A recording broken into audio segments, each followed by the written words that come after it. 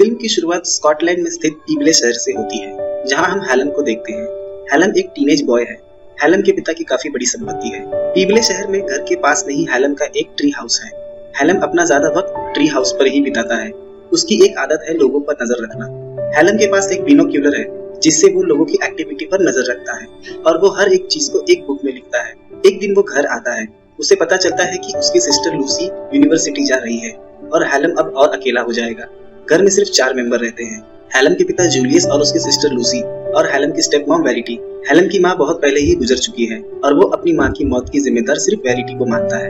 वो उसे जरा भी पसंद नहीं करता। रात जब डिनर करके लूसी और हेलन आ रहे थे, लूसी उसे क्लब में अपने साथ आने के लिए कहती है, पर हेलन मना कर देता है क्योंकि हेलन अपना वक्त अकेले ही बिताता था।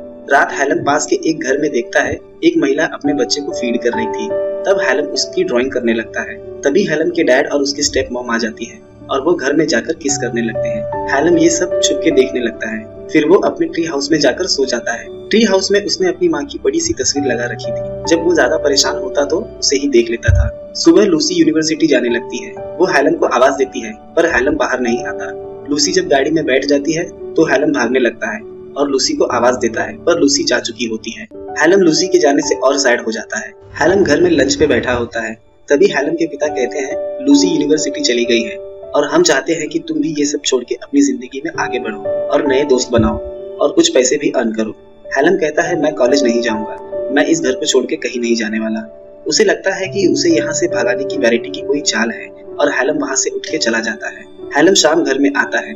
तभी उसके डैड जूलियस और वेरिटी हेलन के बारे में ही बात कर रहे होते हैं। जूलियस कहता है, मैं हेलन को मना लूंगा।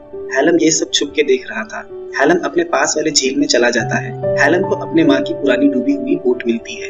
हेलन अपने फादर को वहाँ लेकर आता है।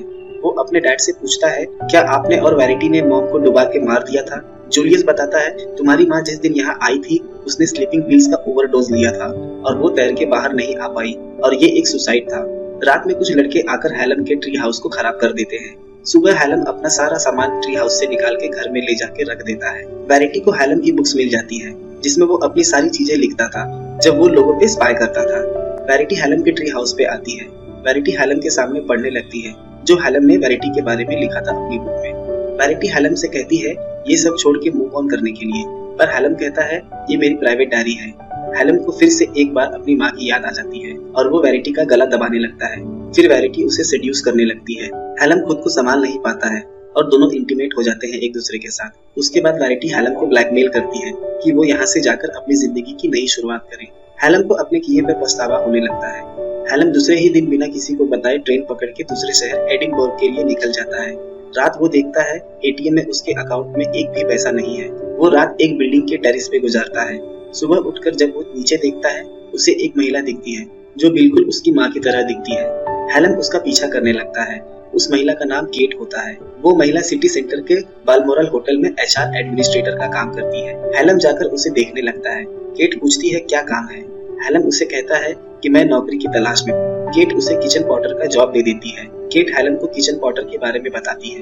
हेलन काम पे लग जाता है। वही हेलन का सीनियर किचन पॉटर रेमंड होता है। वो हेलन से बहुत रूडली पेश आता है। वो हेलन से कहता है मुझे इस काम से नफरत है और अगर तुम्हें यहाँ काम करना है तो मेरे तरीके से करना होगा। शाम काम खत्म करने के बाद हेलन केट का पीछा करने लगता है। वो एक बार में जाती है। वहाँ वो अपने दोस्तों के साथ ड्रिंक करती है और घर आ जाती है। हेलन केट का पीछा करते बिल्डिंग के नीचे आ जाता है। वो उस रात वही सड़क पे बिताता है और पासपोर्ट पे लगी अपनी माँ की तस्वीर देखता है। दूसरे दिन हेलन कैंटीन में रेमंड के साथ बैठा होता है। अब रेमंड और हेलन में अच्छी दोस्ती हो गई थी। वहाँ केट आ जाती है। हेलन केट को देखने लगता है। उसी दिन शाम को जब केट घर पर नहीं होती तो हेलन केट के घर में घुस जाता है। हेलन केट की खिड़की से देखता है उसके होटल का क्लॉक टावर साफ नजर आता है। तभी केट आ जाती है घर पे और हेलन भाग के खिड़की के बाहर छुप जाता है। फिर वो खिड़की से केट पे नजर रखता है, जैसा कि हेलन की पुरानी आदत है लोगों पे स्पाई करना। दूसरे दिन होटल में हम देखते हैं हेलन और रेमंड अच्छे दोस्त हो गए हैं। हेलन काम करते वक्त चुपके से क्लॉक टावर में चला जाता है और हेलन सोचता है कि यहाँ से वो आसानी से केट पर नजर रख पाएगा। हेलन वहाँ से उतर के आ रहा होता है। तभी उसे एलिसडेयर रोक लेता है। एलिसडेयर होटल का सीनियर एम्प्लॉय है। वो कहता है ये स्टाफ एरिया है, दोबारा यहाँ मत दिखना। उसी दिन हेलन काम कर रहा होता है। तभी वहाँ केट आ जाती है। केट उसे काम के बारे में पूछती है।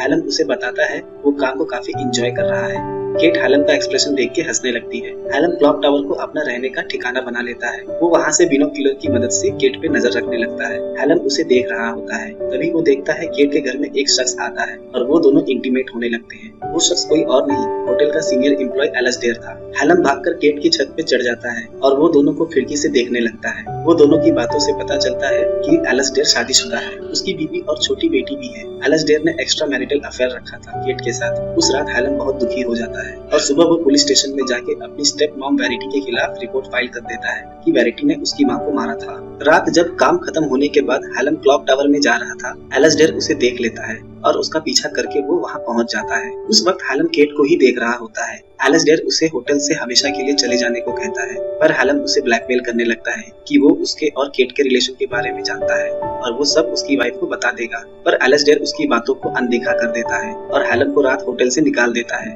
और कहता है दोबारा यहाँ दिखना मत। हेलन होटल के रिकॉर्ड रूम से एलिस्टेयर का एड्रेस निकाल लेता है और सुबह उसके घर पहुँच जाता है। एलिस्टेयर जब घर आता है तो वो हेलन को वहाँ देख के डर जाता है। एलिस्टेयर इस बात को सीक्रेट रखने का फैसला करता है। हेलन अपने काम पर वापस आ जाता है। दूसरे दिन केट हेलन को अपने कैबिन में बुलाती है और बताती है कि होटल में फ्रंट हाउस पोर्टर की वैकेंसी आई है, अगर तुम इंटरेस्टेड हो तो अप्लाई कर सकते हो। वहाँ का यूनिफॉर्म भी यहाँ से अच्छा है। हम देखते हैं हेलन को फ्रंट हाउस पोर्टर की जॉब मिल जाती है। हेलन का सीनियर एंडी उसे सारे काम की जानकारी देता है। दूसरे दिन हेलन केट की छत से केट को देख रहा होता है। तभी क्लॉक टावर में एलिस्टेयर आ जाता है और हेलन को देख लेता है। एलिस्टेयर केट के घर पहुंच जाता है और केट के साथ इंटीमेट होने लगता है। हेलन ये सब देख रहा होता है और एलिस्टेयर भी उसे देखने लगता है। हेलन रात क्लॉक टावर में चला जाता है और अपनी माँ के लिखे हुए बर्थडे लेटर को पढ़ के इमोशनल हो जाता है। उस दिन हेलन का बर्थडे होता है। सुबह रिसेप्शन पे केट आती है और हेलन को बर्थडे विश करती है। हेलन खुश हो जाता है। हेलन आज पूरे 18 साल का हो गया है। तो शाम एंडी, केट और हेलन ड्रिंक करने का फैसला करते हैं। तीनों बैठ के ड्रिंक करते हैं। एंडी ज्यादा ड्रंक हो जाता है। वो केट और एलिस्टेयर के अफेयर के बारे में बताता है। केट एम्बैरेस हो जाती है। एंडी बताता है कि वो केट को कितना लाइक करता है। केट उसे बैठने के लिए कहती है, पर एंडी वहाँ से उठ के चला जाता है। बाद में केट और हेलन ज्यादा ड्रिंक कर लेते हैं और केट हेलन को लेके अपने घर चली जाती है। केट हेलन को सेड्यूस करने लगती है, पर हेलन मना कर देता है। हेलन केट को किस करता है और कहता है, मैं तुम्हारे साथ ये तो नहीं कर सकता, पर बेड जरूर शेयर कर सकता हूँ। रात हेलन केट के साथ सो रहा होता है। तब उसे याद आता है कि कैसे वो छत की खिड़की से केट को दिखा करता था और आज वो उसके साथ उसके बेड पर है।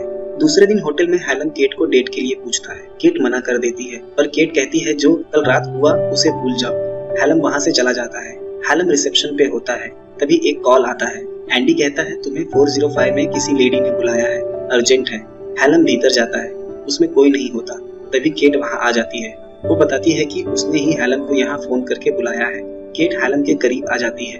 दोनों किस करते हैं और इंटीमेट हो जाते हैं। केट को भी हेलन का साथ अच्छा लगने लगा था। हम देखते हैं एलिस्टेयर की कुछ केट के साथ बहस हो गई है और वो उसे मनाने उसके घर चले गया है। हेलन भी उसका पीछा करते केट के घर चला जाता है। एलिस्टेयर केट के साथ जबरदस्ती करने लगता है। तब खिड़की से हेलन पहुंच जाता है। वो एलिस्टेयर को रोकने की कोशिश करता है, पर एलिस्टेयर उसे पंच कर देता है और एलिस्टेयर केट को हेलन के बारे में सब बता देता है।